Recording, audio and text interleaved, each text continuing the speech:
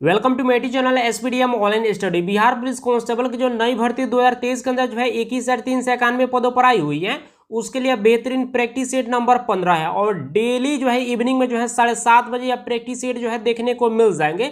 10,000 plus जो है अति महत्वपूर्ण प्रश्न कराने वाले जो कि न्यू पैटर्न पर या पूरी तरह से आधारित है और यहाँ पर जो है संपूर्ण तैयारी कराया जाएगा और जितना भी प्रैक्टिस सेट कराया जाता है यदि आप उन सारे प्रैक्टिस सेट को अच्छी तरह से कर लेते हैं तो आप एग्जाम को आसानी से क्रैक कर सकते हैं, क्योंकि 100% जो है या प्रश्न जो है यहाँ से पूछे जाएंगे। तो इन सारे प्रैक्टिस सेट को जो है आप लोग जो है एक बार दो बार जो है जरूर देख लीजिएगा। तो जल्दी से एक लाइक और अपने दोस्तों में शेयर कीजिए ताकि इस प्रैक्टिस सेट को अब शुरू किया जाए। इस प्रैक्टिस सेट में जो है 51 से लेकर जो है 75 तक प्रश्न कराने वाले हैं। चलिए यहाँ पर 51 नंबर प्रश्न पूछा जा रहा है कि निम्न में से जो है किस ब्लड ग्रुप को जो है सर्वदाता यानी कि यूनिवर्सल डोनर जो है कहा जाता है। जबरदस्त प्रश्न, और यह प्रश्न एक बार कांस्टेबल में, एक बार ड्राइवर में और एक बार होमगार्ड में पूछा जा चुका है।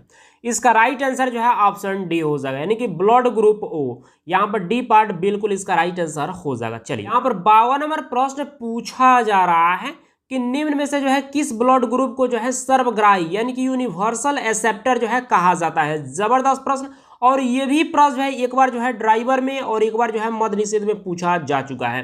इसका राइट आंसर जो है ऑप्शन सी हो जाएगा, यानी कि ए बी ब्लड ग्रुप। चलिए नेक्स्ट प्रश्न यहाँ पर देख लीजिए। यहाँ पर 53 नंबर प्रश्न पूछा जा रहा है कि विटामिन डी का जो है रासायनिक नाम जो है क्या है। जल्दी से कमेंट करके बताइए कि इसका राइट आंसर क्या हो। चलिए बहुत बेहतर, यहाँ पर बहुत सारे कैंडिडेट्स इसका सही जवाब दे पा रहे हैं। इसका राइट आंसर जो है ऑप्शन डी हो जाएगा, यानी कि कैल्सीफेरोल। चलिए नेक्स्ट प्रश्न को देख लेते हैं। यहाँ पर 54 नंबर प्रश्न पूछा जा रहा है कि निम्नलिखित में से जो है कौन सा युग्म जो है सुमेलित नहीं है। यहाँ पर विटामिन का नाम दिया गया है, यहाँ पर रासायनिक नाम दिया गया और पूछा जा रहा है कि इनमें से जो है कौन सा जो है सुमेलित नहीं दिया गया। विटामिन ए का जो है रासायनिक नाम रेटिनॉल, बिल्कुल सही दिया गया है। विटामिन सी का जो है रासायनिक नाम जो है एस्कॉर्बिक एसिड, बिल्कुल सही दिया गया है। विटामिन बी का जो है रासायनिक नाम जो है थायमिन, बिल्कुल सही दिया गया है। विटामिन के का रासायनिक नाम जो है टोकोफेरॉल, जो कि यहाँ पर बिल्कुल गलत दिया गया है और बोला जा रहा है कि कौन सा इनमें से सुमेलित नहीं है। तो डी पार्ट यहाँ पर सुमेलित नहीं है, यानी कि गलत दिया गया है इस यहाँ पर जो है रासायनिक इनका नाम। तो यहाँ पर डी पार्ट क्या हो जाएगा, बिल्कुल इसका राइट आंसर हो जाएगा। चलिए नेक्स्ट प्रश्न को देख लेते हैं। यहाँ पर 55 नंबर प्रश्न पूछा जा रहा है कि नालंदा विश्वविद्यालय के संस्थापक जो है कौन था। जबरदस्त प्रश्न, जल्दी से कमेंट करके बताइए कि इसका सही उत्तर क्या हुआ। और ये भी प्रश्न एक बार कांस्टेबल में पूछा जा चुका है। चलिए हम बता देते हैं, इसका राइट आंसर जो है ऑप्शन बी हो जाएगा, यानी कि कुमार गुप्त जो है यह नालंदा विश्वविद्यालय के संस्थापक था। बी पार्ट बिल्कुल इसका राइट आंसर हो जाएगा। चलिए नेक्स्ट प्रश्न यहाँ पर देख लीजिए। यहाँ पर 56 नंबर प्रश्न पूछा जा रहा है कि गुप्तकालीन स्वर्ण सिक्कों को जो है क्या कहा जाता था। जबरदस्त प्रश्न, जल्दी से कमेंट करके बताएं कि इसका राइट आंसर क्या होगा। चलिए हम बता देते हैं, इसका राइट आंसर ऑप्शन ए हो जाएगा, दिनार जो है कहा जाता था। चलिए नेक्स्ट प्रश्न यहाँ पर देख लीजिए। 57 नंबर प्रश्न पूछा जा रहा है कि निम्न में से जो है कौन सा सुमेलित नहीं है। यहाँ पर रचना का नाम दिया गया है, यहाँ पर रचनाकार का नाम दिया गया है। चलिए जल्दी से कमेंट करके बताइए कि इसका राइट आंसर क्या होगा। चलिए यहाँ पर मुद्रा राक्षस जो रचना है इसका रचनाकार जो है विशाखा दत्त, बिल्कुल सही यहाँ पर दिया गया है। अभिज्ञान शकुंतलम जो रचना है इसका रचनाकार कालिदास जी हैं, बिल्कुल सही दिया गया है। शूद्रक जो रचना है इसका रचनाकार जो है मृच्छकटिकम है, बिल्कुल सही दिया गया है। स्वप्नवास वदतम जो रचना है इसका रचनाकार यहाँ पर दंडी दिया गया है, जो कि यहाँ पर बिल्कुल गलत दिया गया है। ठीक है, और बोला जा रहा है कि कौन सा सुमेलित नहीं है, तो डी पार्ट सुमेलित नहीं है, तो डी बिल्कुल यहाँ पर राइट आंसर इसका हो जाएगा। चलिए नेक्स्ट प्रश्न को यहाँ पर देख लीजिए। यहाँ पर 58 नंबर प्रश्न पूछा जा रहा है कि बाण भट्ट जो है यह किसके दरबारी कवि थे। जबरदस्त प्रश्न, इसका राइट आंसर जो है ऑप्शन सी हो जाएगा, हर्षवर्धन के जो है यह दरबारी कवि थे बाण भट्ट। तो यहाँ पर सी पार्ट बिल्कुल इसका राइट आंसर हो जाएगा। चलिए नेक्स्ट प्रश्न यहाँ पर देख लीजिए। यहाँ पर 59 नंबर प्रश्न पूछा जा रहा है कि हर्षवर्धन की राजधानी जो है इनमें से कौन सी थी। यहाँ पर 4 ऑप्शन दिया गया है, जल्दी से कमेंट करके बताइए कि इसका राइट आंसर क्या होगा। चलिए बहुत बेहतर, यहाँ पर कुछ कैंडिडेट्स इसका सही जवाब दे पा रहे हैं। इसका राइट आंसर जो है ऑप्शन बी हो जाएगा, कन्नौज जो है यह हर्षवर्धन की राजधानी थी। बी पार्ट बिल्कुल इसका राइट आंसर हो जाएगा। चलिए नेक्स्ट प्रश्न यहाँ पर देख लीजिए। यहाँ पर 60 नंबर प्रश्न पूछा जा रहा है कि चीनी यात्री हेनसांग जो है यह किसके शासन काल में भारत आया था। जबरदस्त प्रश्न, और यह प्रश्न 3 बार से भी ज्यादा कांस्टेबल में पूछा जा चुका है, एक बार फायरमैन में भी ये प्रश्न पूछा गया है। इसका राइट आंसर जो है ऑप्शन ए हो जाएगा। हर्षवर्धन के शासन काल में जो है चीनी यात्री जो है हेनसांग जो है आया था। यहाँ पर ए पार्ट बिल्कुल इसका राइट आंसर हो जाएगा। चलिए नेक्स्ट प्रश्न को देख लेते हैं। यहाँ पर 61 नंबर प्रश्न पूछा जा रहा है कि एस्कॉर्बिक अम्ल जो है यह किस विटामिन का नाम है। जबरदस्त प्रश्न, बहुत सिंपल प्रश्न। चलिए यहाँ पर मैक्सिमम कैंडिडेट से इसका सही जवाब दे पा रहे हैं। चलिए हम बता देते हैं इसका राइट आंसर जो है ऑप्शन सी हो जाएगा। विटामिन सी का जो है रासायनिक नाम जो है एस्कॉर्बिक अम्ल हो जाएगा। ठीक है, तो यहाँ पर क्या होगा, सी पार्ट बिल्कुल इसका राइट आंसर हो जाएगा। यहाँ पर 62 नंबर प्रश्न पूछा जा रहा है कि धातु जब अम्ल से जो है अभिक्रिया करता है तो कौन सा गैस जो है उत्पन्न होता है। जबरदस्त प्रश्न, इसका राइट आंसर जो है ऑप्शन डी हो जाएगा, यानी कि हाइड्रोजन गैस जो है उत्पन्न करता है। यहाँ पर डी पार्ट बिल्कुल इसका राइट आंसर हो जाएगा। चलिए नेक्स्ट प्रश्न यहाँ पर देख लीजिए। यहाँ पर 63 नंबर प्रश्न पूछा जा रहा है कि इलेक्ट्रॉनिक विन्यास यानी कि 287 यानी कि वाला जो है अधातु तत्व इनमें से कौन सा है। जल्दी से कमेंट करके बताओ। और यह प्रश्न जो है 2 बार कांस्टेबल में पूछा जा चुका है, एक बार फायरमैन और एक बार जो है फॉरेस्टर में भी यह प्रश्न पूछा गया है। इसका राइट आंसर जो है ऑप्शन बी हो जाएगा, यानी कि क्लोरीन का जो है यानी कि इलेक्ट्रॉनिक विन्यास जो है 287 जो है होता है।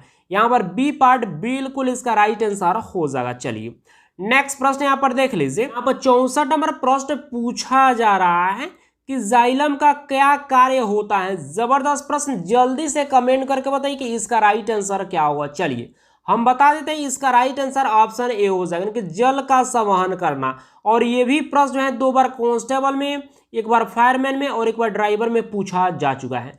चलिए इसके बारे में थोड़ा सा आप लोग को जानकारी दे देते हैं। पौधे में जाइलम का कार्य जो है जल का संवहन जो है करना होता है। यह ऊतक जो है पौधे के जड़, तना एवं पत्तियों में जो है पाया जाता है। इसे चालन ऊतक भी कहते हैं। तो ये भी एक्स्ट्रा फैक्ट आप लोगों को साथ साथ याद रखना है। चलिए नेक्स्ट प्रश्न यहाँ पर देख लीजिए। यहाँ पर 65 नंबर प्रश्न पूछा जा रहा है कि इनमें से जो है रासायनिक परिवर्तन जो है कौन सा नहीं है। जल्दी से कमेंट करके बताइए कि इसका राइट आंसर क्या होगा। चलिए हम बता देते हैं इसका राइट आंसर जो है ऑप्शन ए हो जाएगा। पानी का उबलना जो है यह रासायनिक परिवर्तन नहीं है, यह भौतिक परिवर्तन है। जैसे कि यहाँ पर देख लीजिए, कागज का जलना, दूध का खट्टा होना, कोयला का जलना, ये सभी के सभी जो है रासायनिक परिवर्तन है। तो देखिए यहाँ पर जो है रासायनिक परिवर्तन को आप सब कैसे पहचानेंगे। जैसे कि कागज जब जलता है तो यहाँ पर क्या बनेगा, राख बनेगा। फिर राख से जो है यहाँ पर कागज आप यदि बनाएंगे तो नहीं बनेगा। तो ये होता है जो है रासायनिक परिवर्तन। जैसे कि दूध जो है यहाँ पर जो है खट्टा हो जाता है, फिर खट्टा दूध को आप सोचेंगे कि नॉर्मल दूध बन जाए, ठीक है, खट्टा ना हो, तो ऐसा नहीं हो पाएगा। तो यही होता है रासायनिक परिवर्तन। जैसे कि कोयला को यहाँ पर आप जलाएंगे तो यहाँ पर कोयला जल जाता है, ठीक है, राख बनेगा।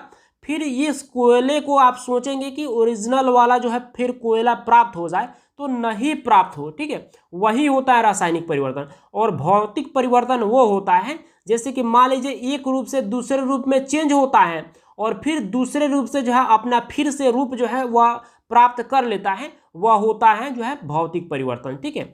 जैसे कि मान लीजिए है जो पानी, यानी कि पानी का बर्फ बनना, बर्फ बन गया, फिर बर्फ से जो है यहाँ पर अपना रूप चेंज करके फिर पानी बन जाएगा, गर्म कर देंगे तो ये होता है भौतिक परिवर्तन। तो आशा करेंगे इसको आप आसानी से समझ पाए होंगे। चलिए नेक्स्ट प्रश्न को देख लेते हैं। यहाँ पर 66 नंबर प्रश्न पूछा जा रहा है कि H2SO4 का जो है एटोमिसिटी जो है कितना होगा।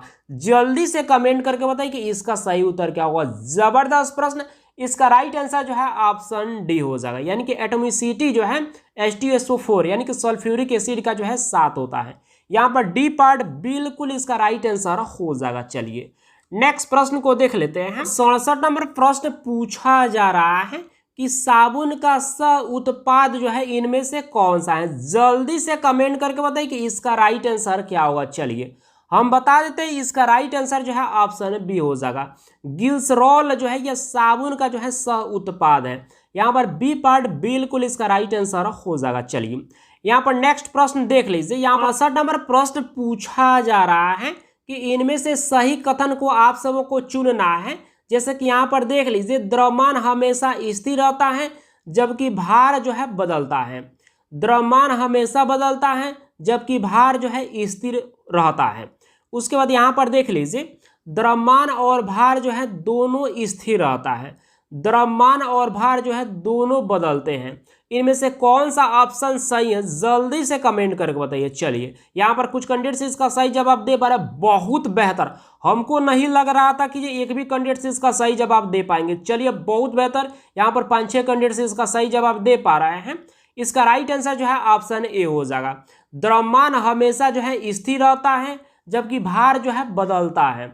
यहाँ पर ए पार्ट इसका राइट आंसर हो जाएगा। चलिए नेक्स्ट प्रश्न यहाँ पर देख लीजिए। यहाँ पर 69 नंबर प्रश्न पूछा जा रहा है कि गिलास में पानी पर बर्फ जो है तैर रहा है, यदि बर्फ पिघल जाए तो आयतन पर क्या प्रभाव पड़ेगा। जल्दी से कमेंट करके बताइए कि इसका राइट आंसर क्या होगा। चलिए हम बता देते हैं, इसका राइट आंसर जो है ऑप्शन सी हो जाएगा, आयतन वही रहेगा। यहाँ पर सी पार्ट जो है बिल्कुल इसका राइट आंसर हो जाएगा। चलिए नेक्स्ट प्रश्न को देख लेते हैं। यहाँ पर 70 नंबर प्रश्न पूछा जा रहा है कि मध्य कोण में जो है इनमें से कौन सा हड्डी जो है नहीं पाया जाता है। जल्दी से कमेंट करके बताइए कि इसका राइट आंसर क्या होगा। चलिए हम बता देते हैं, इसका राइट आंसर जो है ऑप्शन डी हो जाएगा।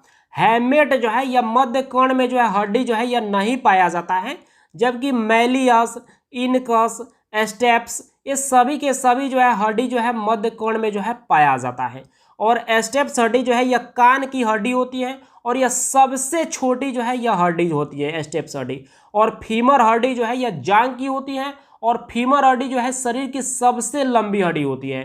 तो ये भी एक्स्ट्रा फैक्ट आप लोग को साथ साथ याद रखना है। चलिए नेक्स्ट प्रश्न यहाँ पर देख लीजिए।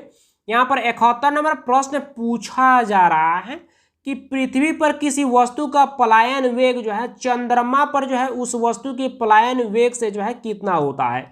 जल्दी से कमेंट करके बताएं कि इसका राइट आंसर क्या होगा। चलिए हम बता देते हैं, इसका राइट आंसर जो है ऑप्शन बी हो जाएगा, अधिक होता है।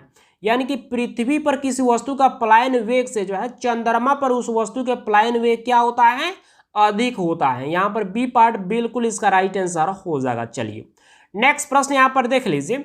यहाँ पर 72 नंबर प्रश्न पूछा जा रहा है कि 18 कैरेट सोने में जो है सोने का जो है कितना प्रतिशत होता है। जल्दी से कमेंट करके बताएं कि इसका राइट आंसर क्या होगा। और यह प्रश्न जो है एक बार मद्य निषेध में पूछा गया, एक बार फायरमैन में और एक बार कांस्टेबल में भी पूछा जा चुका है। जल्दी से कमेंट करके बताएं कि इसका राइट आंसर क्या होगा। बहुत सिंपल प्रश्न। चलिए बहुत बेहतर, यहाँ पर कुछ कैंडिडेट्स इसका सही जवाब दे पा रहे हैं। चलिए हम बता देते हैं, इसका राइट आंसर जो है ऑप्शन डी हो जाएगा। 75% जो है यहाँ पर जो है प्रतिशत जो है सोना जो है पाया जाता है। यहाँ पर डी पार्ट जो है बिल्कुल इसका राइट आंसर हो जाएगा। चलिए इसके बारे में थोड़ा सा आप लोग को जानकारी दे देते हैं। सोने का शुद्धता जो है कैरेट से जो है में जो है व्यक्त किया जाता है। 100% शुद्ध सोना जो है 24 कैरेट का होता है, जबकि 18% जो 18 कैरेट का जो सोना होता है इसमें 75% जो है सोना का मात्रा होता है। और 22 जो कैरेट का सोना होता है, स्वर्ण होता है, उसमें 22 भाग जो है सोना तथा शेष भाग जो है तांबा का होता है। तो ये एक्स्ट्रा फैक्ट आप लोग को साथ साथ याद रखना है। चलिए नेक्स्ट प्रश्न को देख लेते हैं। यहाँ पर 73 नंबर प्रश्न पूछा जा रहा है कि लोहा के गैल्वेनीकरण में जो है कौन सी धातु जो है प्रयुक्त होती है। जबरदस्त प्रश्न। इसका राइट आंसर जो है ऑप्शन सी हो जाएगा। जेडन जो है यह लोहा के गैल्वेनीकरण में जो है प्रयुक्त धातु होती है। यहाँ पर सी पार्ट बिल्कुल इसका राइट आंसर हो जाएगा। चलिए नेक्स्ट प्रश्न को यहाँ पर देख लीजिए। यहाँ पर 74 नंबर प्रश्न पूछा जा रहा है कि सबसे पहले जो है किस जीव को जो है अंतरिक्ष में भेजा गया था। जबरदस्त प्रश्न। इसका राइट आंसर जो है ऑप्शन डी हो जाएगा। सबसे पहले जो है कुत्ता को जो है अंतरिक्ष में जो है भेजा गया था। यहाँ पर डी पार्ट बिल्कुल इसका राइट आंसर हो जाएगा। चलिए आज का अंतिम प्रश्न, यहाँ पर 75 नंबर प्रश्न पूछा जा रहा है कि ध्वनि तरंगे जो है नहीं चल सकती हैं। किसमें ध्वनि तरंगे नहीं चल सकती? यहाँ पर 4 ऑप्शन दिया गया है। जल्दी से कमेंट करके बताइए कि इसका राइट आंसर क्या होगा। चलिए जबरदस्त प्रश्न है और इस प्रश्न का जवाब तो आप सबों को जरूर ही देना चाहिए। चलिए बहुत बेहतर, यहाँ पर बहुत सारे कैंडिडेट्स इसका सही जवाब दे पा रहे हैं। चलिए हम बता देते हैं, इसका राइट आंसर जो है ऑप्शन सी हो जाएगा। निर्वात में जो है ध्वनि तरंगे जो है यह नहीं चल सकती हैं, जबकि ठोस में, हाइड्रोजन में, तेल में, ये सभी जगह जो है ध्वनि तरंगे जो है चल सकती हैं। तो यहाँ पर सी पार्ट बिल्कुल इसका राइट आंसर हो जाएगा। आप सब जो है 25 प्रश्न में से जो है कितने प्रश्न को सही किए हैं आप सब कमेंट करके जरूर बताइएगा। और आप सबों को बता देना चाहते हैं, जितना भी प्रैक्टिस सेट आप सबों को कराया जा रहा है, यदि उन सारे प्रैक्टिस सेट को आप अच्छी तरह से कर लेते हैं तो आप एग्जाम को आसानी से क्रैक कर सकते हैं। तो बस इस प्रैक्टिस सेट को आज इतना ही रहने देते हैं, मिलते हैं कल नेक्स्ट प्रैक्टिस सेट के साथ। Thank you.